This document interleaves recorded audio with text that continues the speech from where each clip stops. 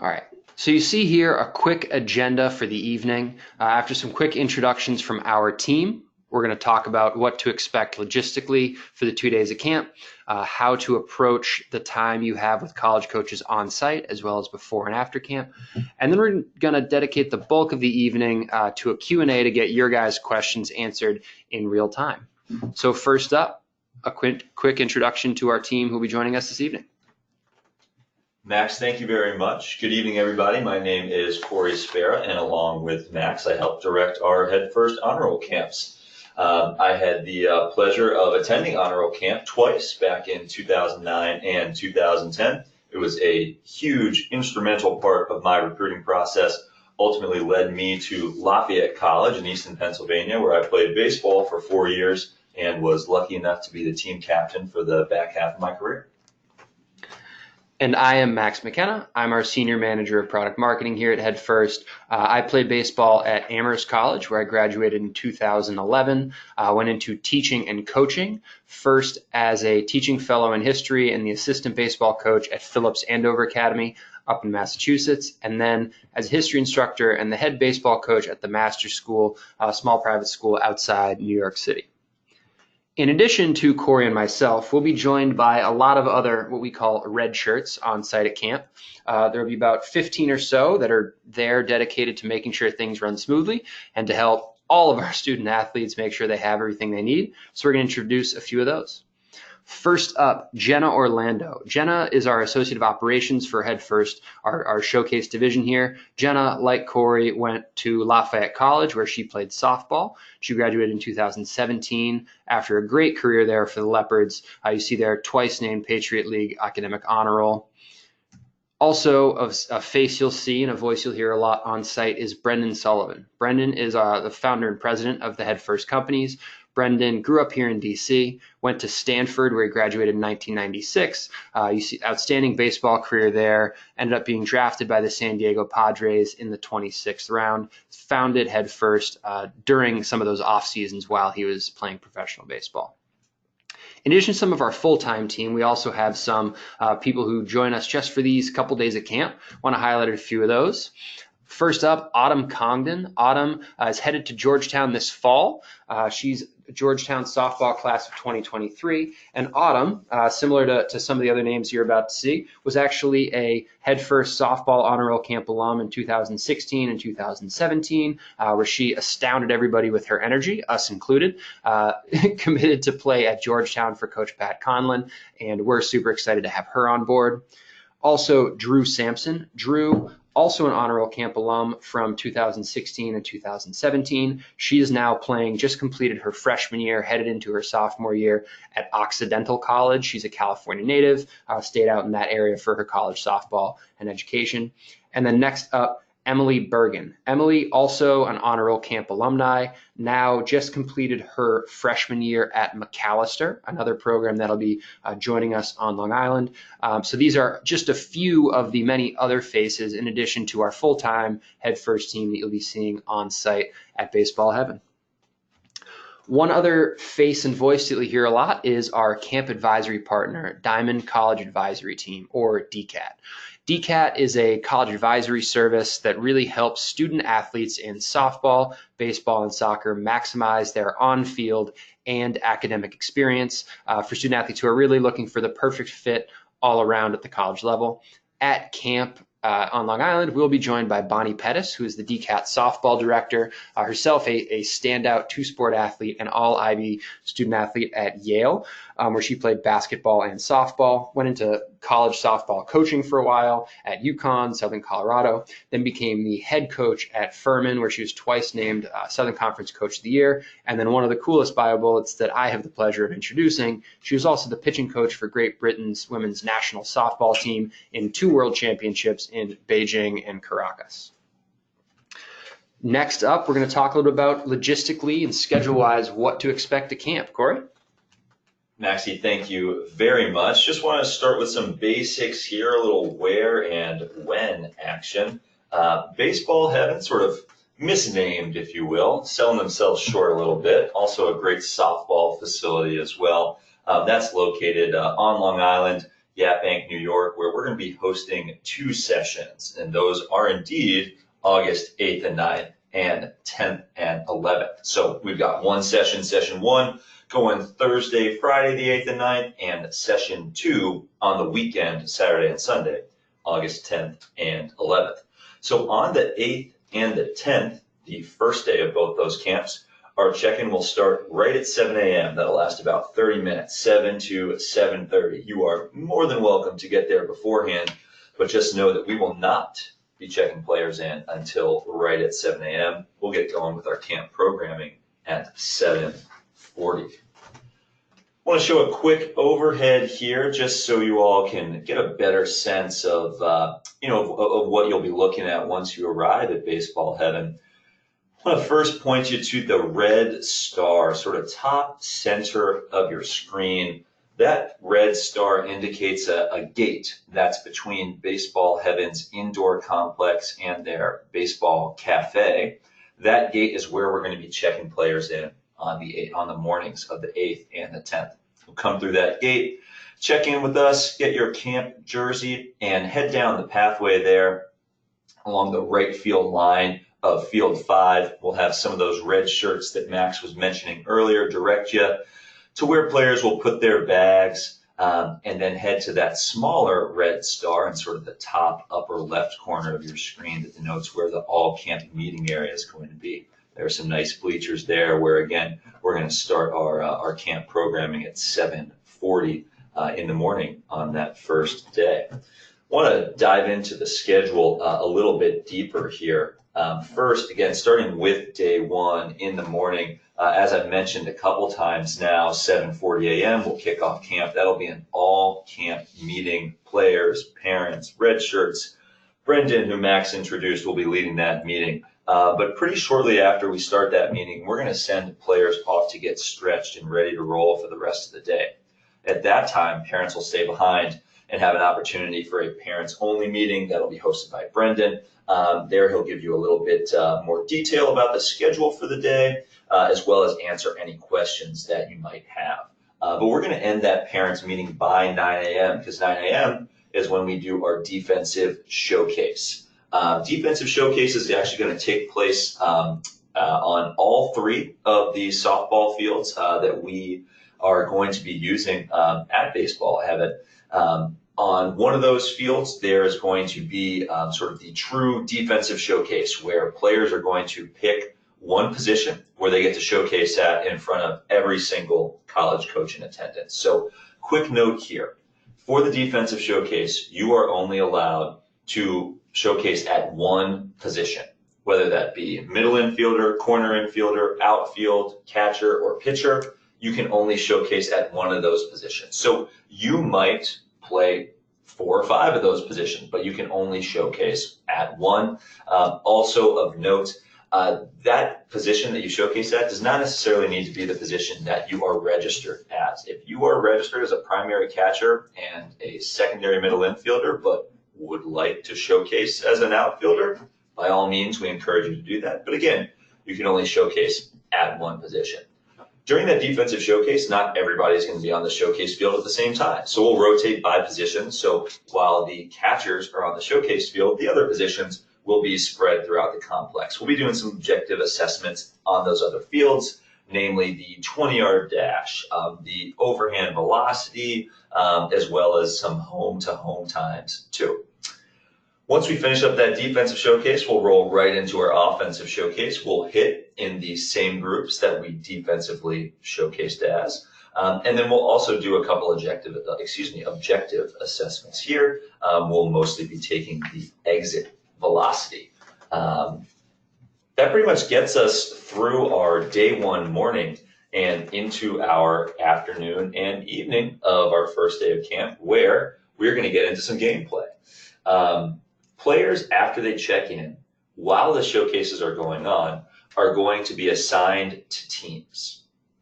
Each team is going to play in 1 9-inning game on the first day of camp, and then 2 6-inning games on the second day of camp.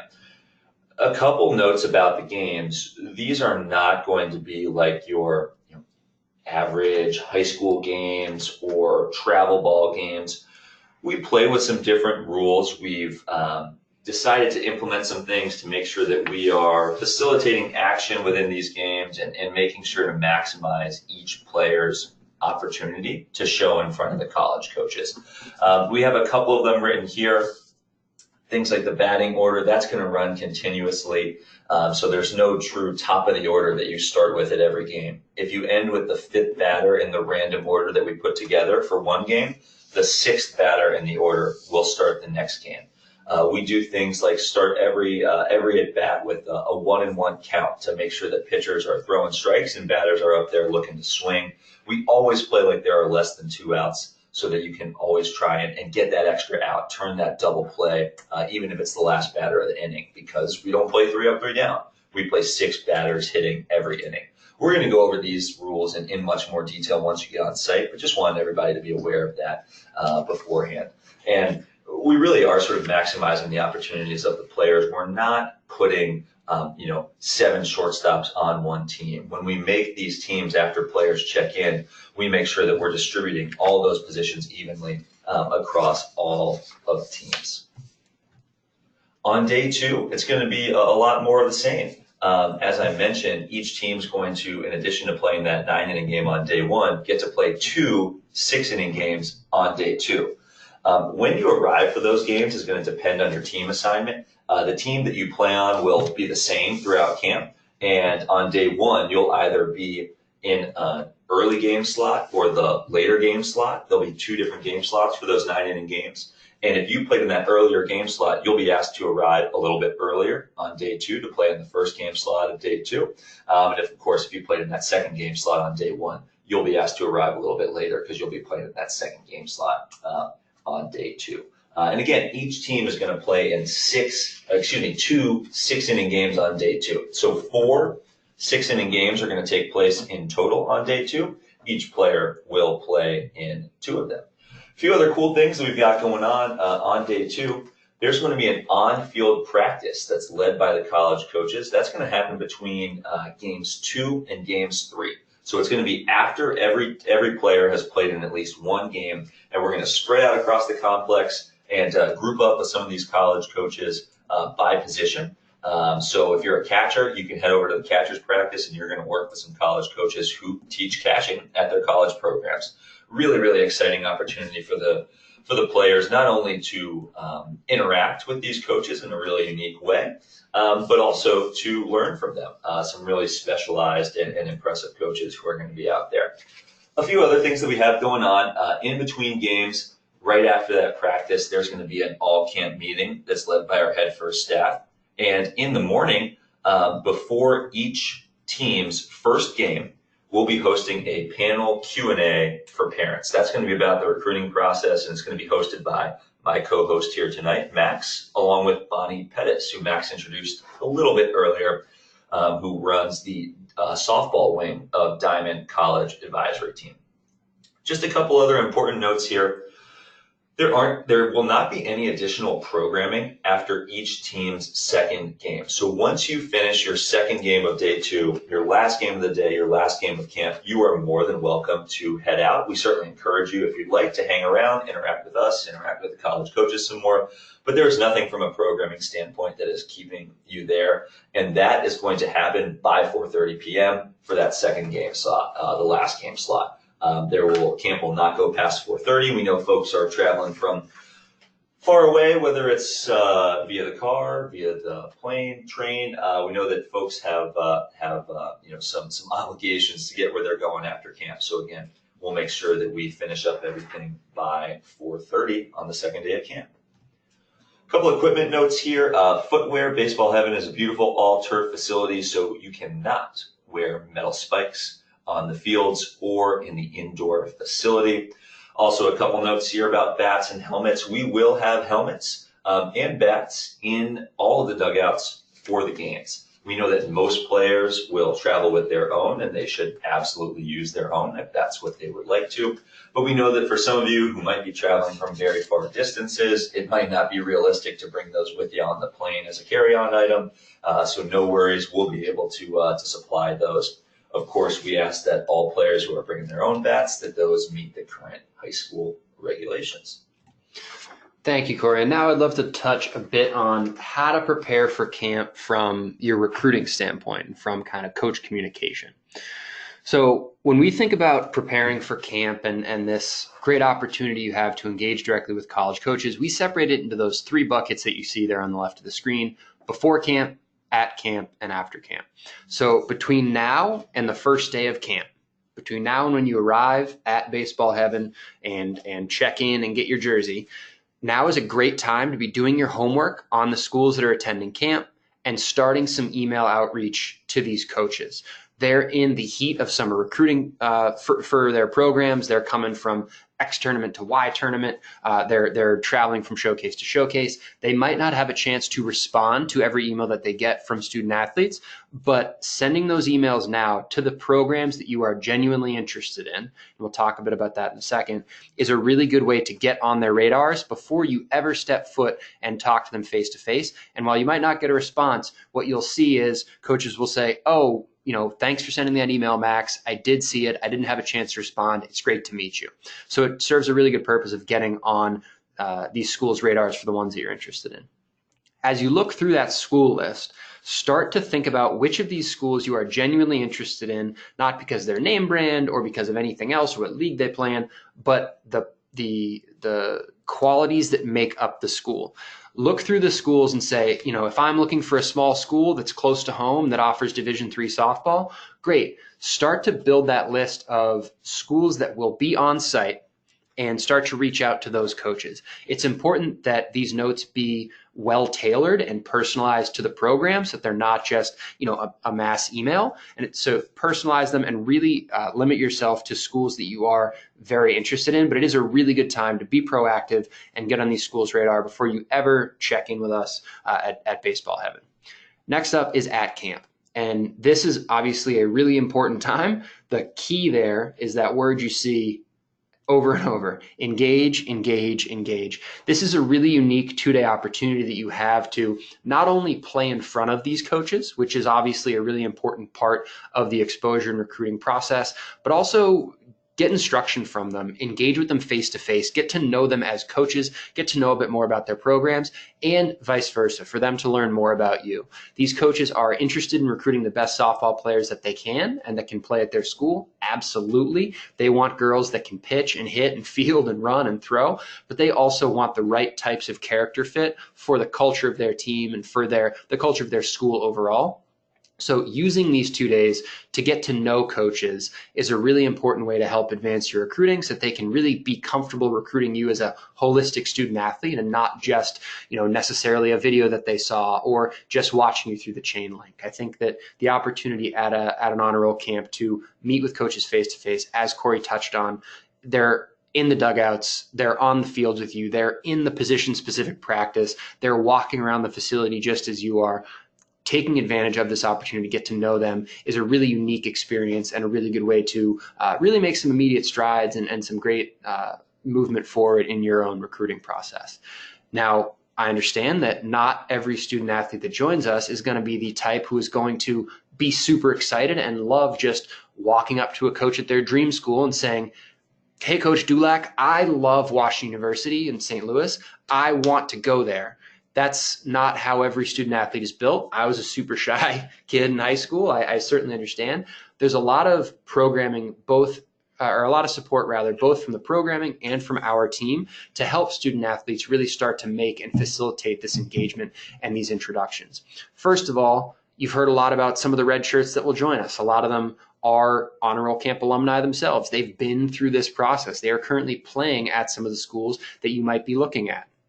They are great resources to help you find a coach that you can't quite track down, or help you make an introduction, or come up with the first 10 seconds of what you're going to say to take the nerves out of that first introduction. The other piece here, and we've touched on this certainly, is the way that the camp programming is built is meant to allow a lot of organic starts to these conversations.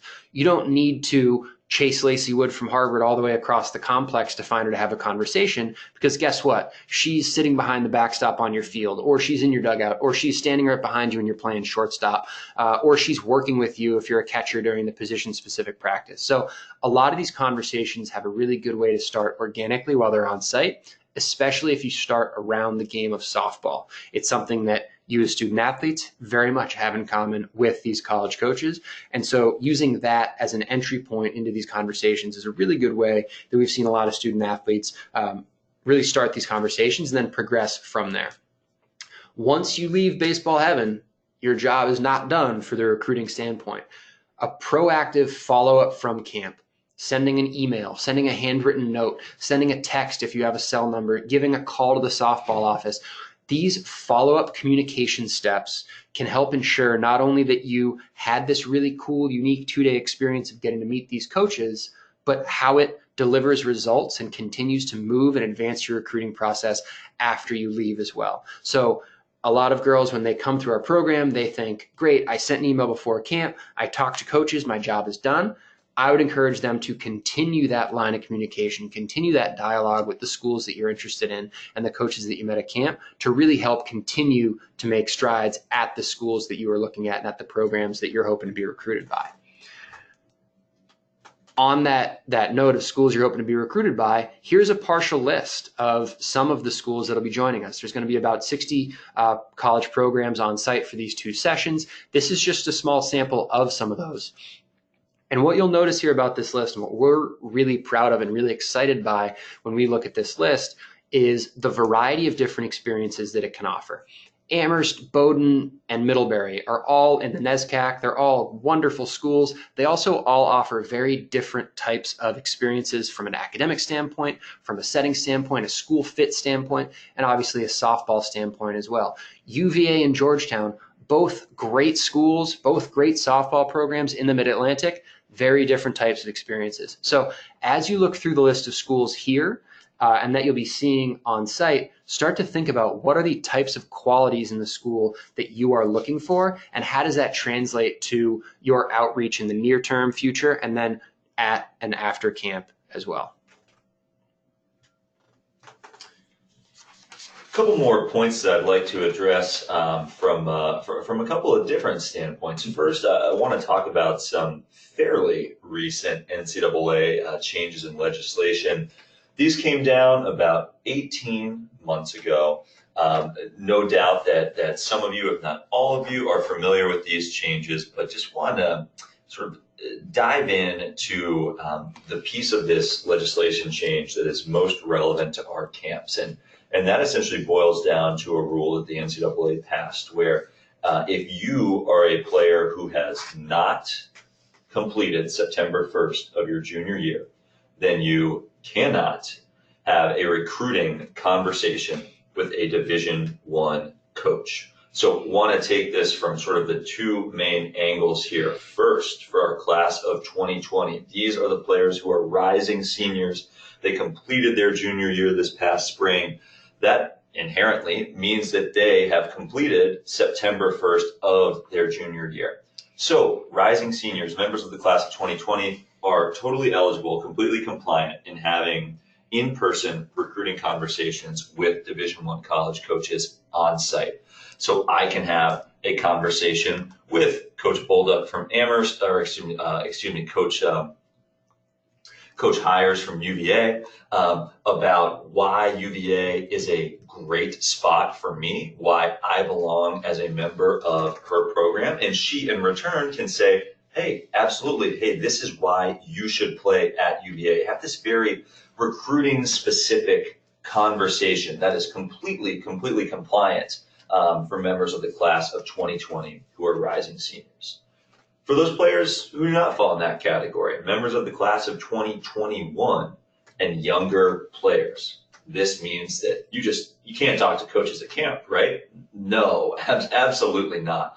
And you are most certainly encouraged to speak with them. However, you cannot have these recruiting specific conversations. So what can you talk about? A few things here. First of all, introductions, exchanging pleasantries, getting to know them is highly, highly encouraged. Introduce yourself. Let them know where you're from. Do the same with them. Get to know them a little bit more. Those are absolutely encouraged. Also, as Max and I have been talking about, coaches during the games, they're going to be on the fields. They're going to be in your dugouts. Use them for on-field instruction. If you're out there at shortstop and you make a play on a backhand ball and you field it, don't make a great throw to first base, turn to the coach behind you. It might be Coach Wood from Harvard and say, hey, Coach Lacey, what did I do on that play? Was it something with my arm ankle? Was it something with my footwork? I felt good fielding it, but obviously that throw was a little off the mark. Use those coaches who are out there on the fields, in the dugouts, to help better your game. And really along that line, my last point here, just from an overall game development improvement standpoint, you can absolutely talk to the coaches about that. A great opportunity for that would be, as a part of that practice. I have watched the pitching practice where Coach Conlon from Georgetown holds court with the pitchers and is just throwing out some awesome stuff. Just a tremendous pitching resource. Speak with Coach Conlon after that practice and say, hey, Coach, some of those things you were saying I had heard before, but those 2 points that you made about X and Y, I had never heard those before. Would you mind explaining that to me a little bit more? All those types of conversations are completely compliant to have with Division I college coaches on site if you're a member of the class of 2021 or younger. Also important to point out that this only applies to Division I college coaches. So if you're an underclassman and would like to have a recruiting specific conversation with a Division III coach while you're on site, you're more than welcome to do so. One more point from my end here, just want to talk a little bit about our video provider, NextPro. So NextPro is going to be videotaping every game. They're going to be focused on the batter and the pitcher.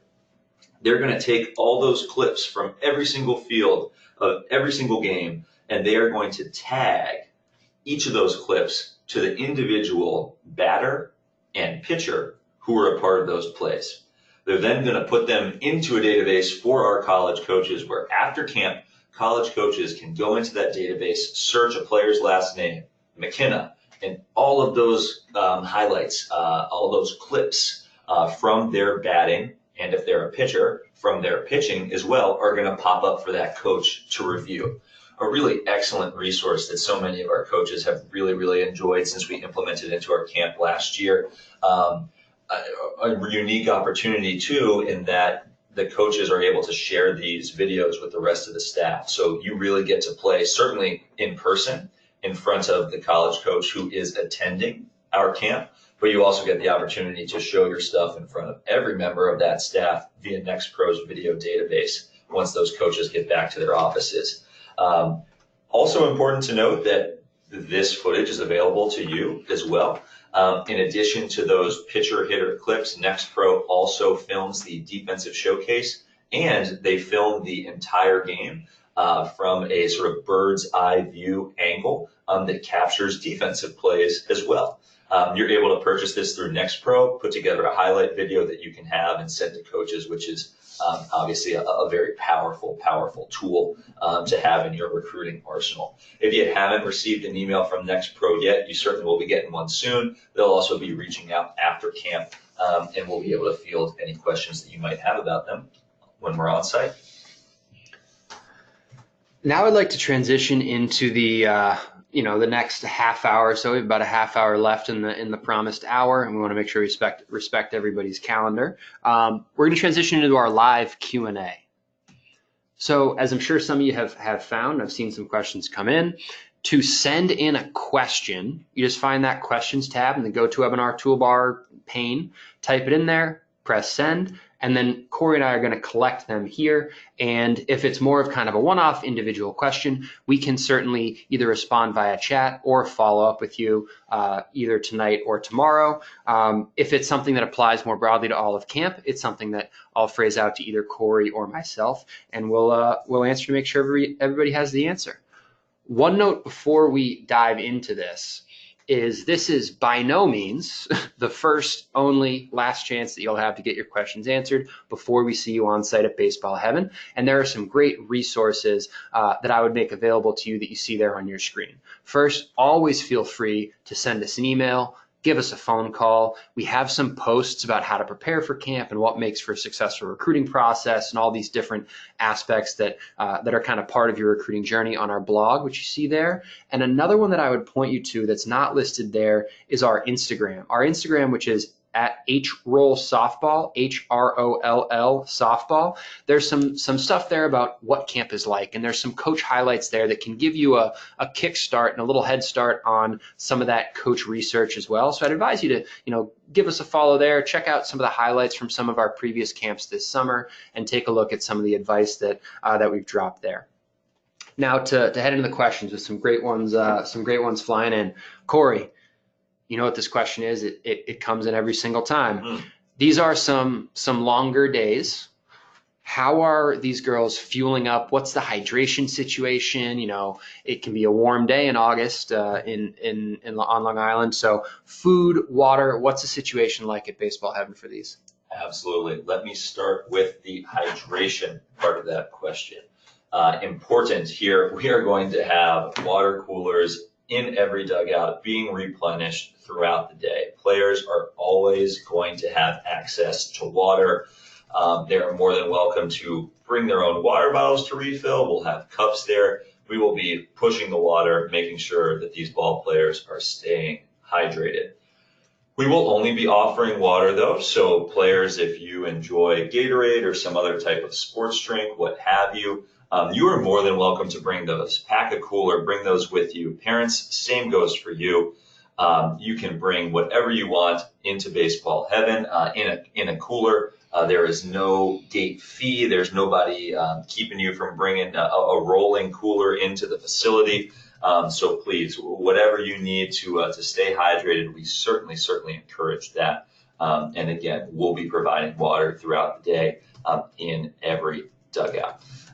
As for the food situation, several good options here. First of all, when you check in, we're going to give everyone a program. There's going to be a lot of great information in that program. One of the things that we put in there is some local information. We point out a few places that are within a mile of the facility where you can go grab a sandwich, get something from the grocery store, get some snacks, whatever you need. So there are certainly some options to get food very close by, but there are also plenty of options to get food actually at the complex. There's going to be a small concession stand that's situated in the middle of the softball fields that you can get a few things. But near the parking lot, I actually alluded to it earlier because when we check in, we'll be checking in between the indoor facility and the baseball cafe. The baseball cafe is like a full-blown takeout restaurant, essentially, on the premises of Baseball Heaven. Our good friend Joe runs the show over there. Joe takes great care of us, takes great care of our customers. A lot of options, certainly something suitable for everybody, whether you just looking for a hot dog or you have a serious food allergy. A lot of things to accommodate folks' needs. So certainly, by all means, a lot of places in the area where you can just run off site real quick and grab a sandwich or grab something to eat. But if you'd rather never leave the premises, you will not have to. There are plenty of food options there as well. Awesome. Thank you. And to echo, Joe does really take incredible care of us, our coaches, our families, our student athletes. So big shout out to Joe and the Baseball Cafe. Another more kind of logistical question is, we mentioned that, there's different game slots, there's different arrival times, different end times. Corey, what does the camp end time look like on each day at camp, and how does that play into, when are times for some rest throughout the day as well, given that these days can be pretty long, end time and then arrival time? Yes, absolutely. So as I was sort of going through the schedule earlier, I mentioned that players are going to be split up into teams, and then those teams are going to occupy one of two game slots. So on day one, you're going to be a part of a team that plays in the early game slot or the late game slot. So we'll get going with our games on day one in the early afternoon. Most likely we'll get those games rocking and rolling at some point in the 1 o'clock hour, the 1 p.m. hour, and half of our teams will be playing at that point. So they'll kind of roll right through the showcase. There'll be a little break for lunch where players are able to get something to eat. That break is going to be based on what position you showcase at. But regardless, each player is going to have a chance for some lunch. The players who are playing in that first game slot will roll right into that first set of games. The players who are playing in the second game slot will have a nice couple-hour break there. Once that first game slot ends, we'll start those second set of games in the 4 p.m. hour, right around 4 o'clock, a little bit after. So we will be done with camp, during the 7 p.m. hour, maybe even a little bit earlier, closer to 6:30 or so on that first day of camp. Again, depending on which one of those game slots you're in, determines when you get there on day 2. If you played in that earlier set of games, we're going to ask you to be there for a 7 a.m. arrival on day 2. If you played in that later set of games, we'll ask you to be there for a 9 a.m. arrival on day 2. So those players who stayed a little bit later at the facility aren't going to have to arrive until 9 a.m. Those players who got to leave the facility pretty early, 4 p.m. or so, we're going to ask them to get to camp a little bit earlier on day 2 at 7 a.m.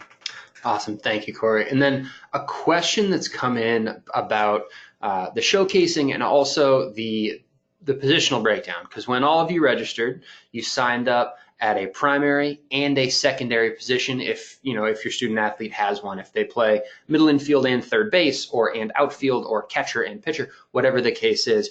And the breakdown of that, as Corey mentioned earlier, your student athletes can showcase at whatever position they want.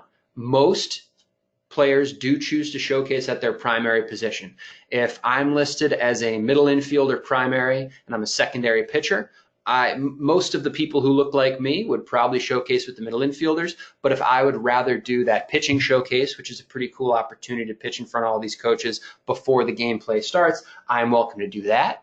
If I decide that I'm feeling particularly outfieldery on that given day and I want to showcase in the outfield, I can certainly do that as well. Student athletes can showcase at whatever position they like, whether they're registered with it as their primary or secondary position or not registered. We do ask, as Corey mentioned earlier, that you showcase at one position. So what you'll do is you'll choose that position and then stick with that position throughout the day. The reason that we have all these different positions, you have the primary and the secondary position in your profile, is that, as Corey mentioned, we balance these teams that we make on site by both primary and secondary position. Not only do we not want a team, as Corey referenced, with 7 middle infielders that are 7 primary middle infielders, we also don't necessarily want a team that has 2 primary middle infielders, which would be right, and then 7 secondary middle infielders. So we balance the teams purely by their primary and secondary positions so that players have the chance to play both of these positions during the game. So that's why we have you register at 2 positions, is you will receive game time at both of those positions over the course of those 21 innings. As the name may suggest, you will receive more at that primary position than at the secondary, but you'll expect to play both of those during that gameplay over the course of camp. Corey, a question that just came in as well. Great question. Yes. That you mentioned the parents' meeting. Do parents need to leave after that? What's their role on site? How do we talk to parents who are involved and obviously a great support system for their student athletes? What's the role of parents on site? Yeah, a few different things for parents here. By no means are you required to be at camp.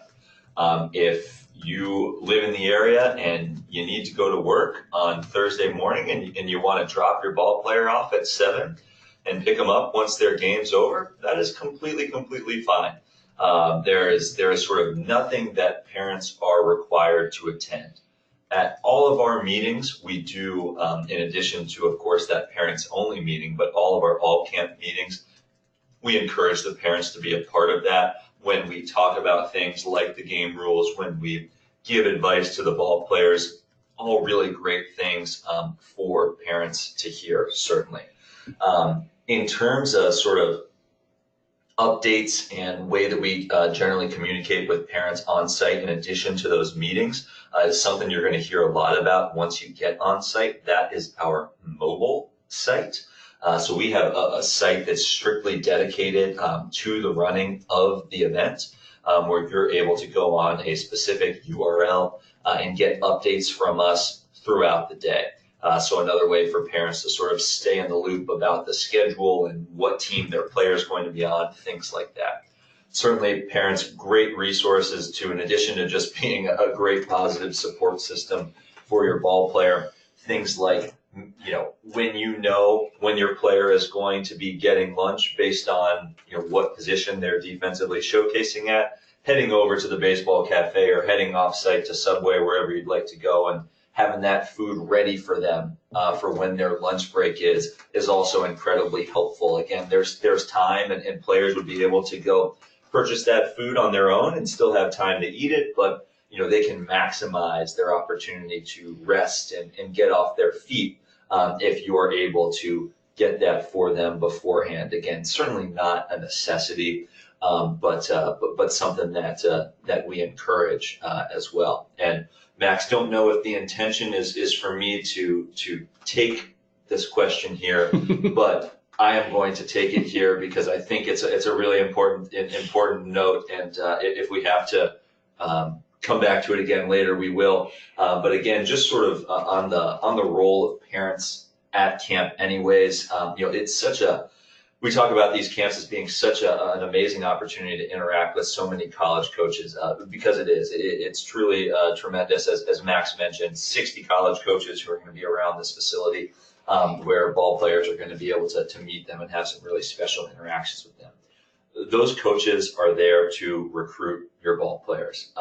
Parents absolutely play a role in the communication process with these coaches, but their role in that process is not to initiate those conversations. That is for the players to do. So just a suggestion, a recommendation to the parents out there. We suggest that you are not the one who goes up and makes the introduction to Kelly Bevere from Middlebury, but that your ball player is. And sometimes those conversations progress and the coaches want to bring in the parents to those conversations. And at that time, you are absolutely encouraged to go be a part of those. But we ask and we suggest that you don't initiate those when on site. Absolutely. And I think that to that point, I think that the reason we ask you that isn't because we don't love you, mom and dad. We do. It's because these coaches want to have these conversations directly with student athletes, because ultimately they're the ones that they're recruiting. They're the ones who are going to need to be the right fit for their program. And going back to my earlier point about kind of denoting interest in a program and having that be legitimate interest, a key piece of legitimate interest is having the confidence and the forthrightness to walk up to a coach at the school you would love to go to and say, hey, Coach Lacey, I love Harvard Square. I love Cambridge, Massachusetts, and I would love to play in your program. And look them in the eye and give them a firm handshake and have that conversation is a sign of maturity, and also that sign of really key interest in the programming as well. Corey, quick to the point one. Mm-hmm. Is there a trainer on site? What if I need some ice for a sore shoulder or, tape for an ankle? Absolutely. We have an athletic trainer at all of our sessions. They will be close by, sort of centralized right in the middle of all of the fields. But if you don't immediately see them, they'll be introduced in our staff introductions on day one. So hopefully you'll get an idea of what they look like. But if you're struggling to find them, just grab any of us who's wearing a red shirt. We've got a walkie-talkie on our hip, and we will radio for our athletic trainer. They'll be able to take care of you. We'll have plenty of ice on site. So anything that needs to be iced, anything that needs to be taped, hopefully not anything more serious than that, but we will have a very qualified professional there to take care of our ball players. Question that I think you're uniquely qualified to speak to, Corey. You spoke a little bit about this positional practice and how it was a really cool opportunity. Tactically, mm-hmm. Is it similar to the showcase where I can go with whatever position I want? And then as a follow-up, where do I go and what does it look like once I get there? Like what's going on? Yeah, really, really good question, and it's one of the cooler components, more special components of our on-site experience at an honor roll camp is this positional practice with the coaches. So you do not, again, just like the defensive showcase, need to go practice at the position that you're signed up to play, right? You do not need to go to your primary position, to your secondary position. You can go wherever you'd like if you'd like to use it as a learning opportunity to, learn a little bit more about the outfield because you're not experienced there. By all means, feel free to do that. We're also going to say where the coaches are going to be for those practices. So certainly if you're trying to choose between, do I want to do middle infield or outfield today? But, oh man, Coach Gabriel from McAllister is going to be working with the outfielders, and I really enjoyed my conversation with her and learning from her during my game when she was in my dugout. I'm going to go practice with the outfielders. All of those are fine, components to base your decision off of for that practice. And once you get into that practice, this is actually not something that we pre-program. This is not something that Head First says, hey, if you're in the middle infield practice, you're going to get 5 ground balls to your left at shortstop, and then you're going to practice your double plays and slow rollers, and et cetera, et cetera. We ask the coaches to run this like they run their college practices. So each practice is going to be individualized. You can pretty much guarantee that with each positional group, so if you're going to go to the middle infield practice, you're going to break up into small groups within that middle infield practice with a coach or two running each of those small groups. And over the course of the next 30 to 45 minutes, you're going to rotate through all of those different small groups with the different coaches, and you're going to get to experience drills that these coaches run sometimes every day with their college programs. So again, a really, really neat experience for learning, for interacting with these college coaches. It'll be a lot of fun. Absolutely. And one great follow-up question there is, do we post which coaches are going to be with which groups? And yes, we do. We'll post that on the mobile site that Corey referenced earlier. We say on this field with X group of coaches is outfielders or middle infielders. So you'll know going into that practice which coaches are going to be where, if that is the way that you want to drive your decision, certainly as well. Another question that came in is, do they already have contact information on our players? Do they have, what information do these coaches have, and how do they identify these players at camp? So 2-part question. First is, virtually all of the information that you guys filled out during your registration, except for the 5 schools that you filled out, which we can talk about later. All the contact information, the academic information, the PSAT, the SAT, the ACT, all these different components that you filled out, the player's email, the parent's phone number, all this different stuff, travel coach references, is all passed along to coaches digitally before camp ever starts. And they get that in a couple different ways. One, through a system that we use. They also get it via email. And then once they arrive on site, we hand them a showcase roster as well that will have all the player contact and academic information, so they have it in printed form as well. So they get it a couple times digitally and a couple times in print. And this includes all the information that you guys filled out when you registered for camp. The other piece is, when you guys check into camp, you'll give us your name, and we will give you a numbered jersey, a numbered Head First honor roll jersey. All of your information is tied to that jersey. So if they see, number 65 running around, and they say, wow, I really like how number 65 plays, let me take a look at, first, what's her name? Second, what's her grad year? What's her email address? What are her test scores like? What's her GPA like? They'll have all that information at a very kind of quick glance, all tied to that jersey on your front and on your back when you get to camp, so they can easily ID you. Corey, I think we have time for probably 1 or 2 more questions. And the one that I want to phrase is a little bit more difficult one, but I think it's a really good one. You mentioned 2021s and younger can't have your recruiting specific conversation. 2020s and older can. Yes.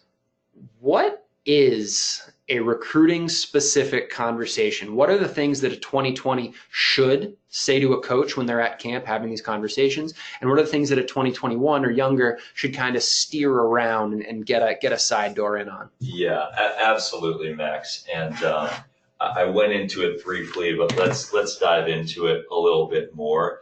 And to take a lesson from our old English classes, Max, the sort of persuasive essay type of topics are what we sort of consider to be this recruiting specific conversation. So if me, the player, is trying to speak with the coach and they are reciprocating about, hey, this is why I am a fit for your program. This is why you should recruit me, right? And that's what we want members of the class of 2020 to do. We want you to go up to those Division I college coaches and say, hey, coach, here's what I can bring, to the table. Here are sort of my skill sets, both on the field and off the field. And here's the type of student athlete I am. And here's why I want to go to your school, because you offer all of these different types of programs that I'm really interested in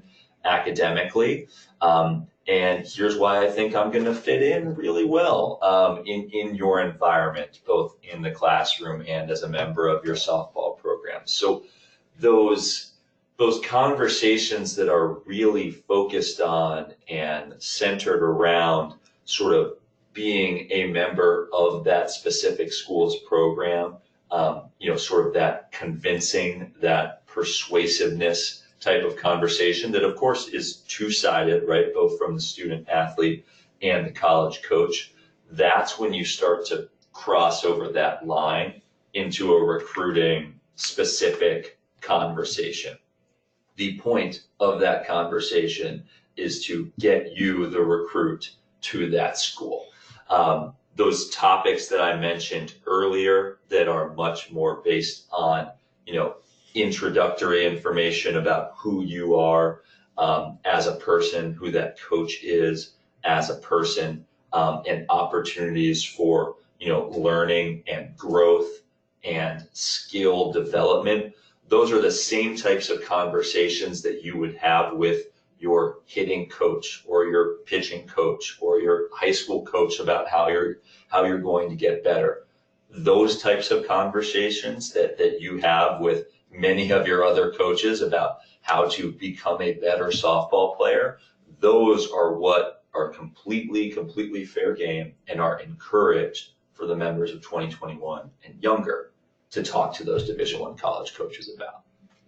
Absolutely. And I think that one part of the reason this is an interesting area is that the wording of this language doesn't say that 2021s and younger cannot talk to Division I college coaches. It says they can't have quote unquote recruiting specific conversations. What does that mean?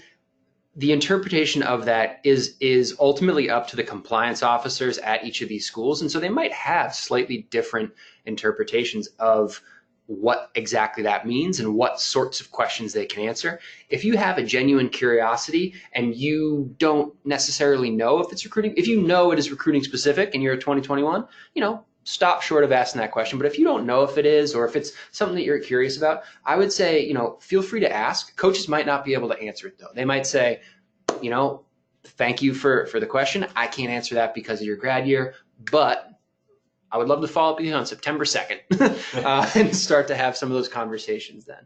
And Max, you make a great point there. We don't want the players to be apprehensive when they're going up to talk to coaches. This is self-policed. If a coach starts to realize that the conversation is sort of crossing that line and getting a little bit towards that recruiting specific nature, they're going to stop that conversation and sort of steer it back into a compliant way. And actually, one of the tools that we give coaches to make this happen is that when players check in, if they're a member of the class of 2020, we give them a black head-first wristband. Members of the class of 2021 and younger do not receive this wristband.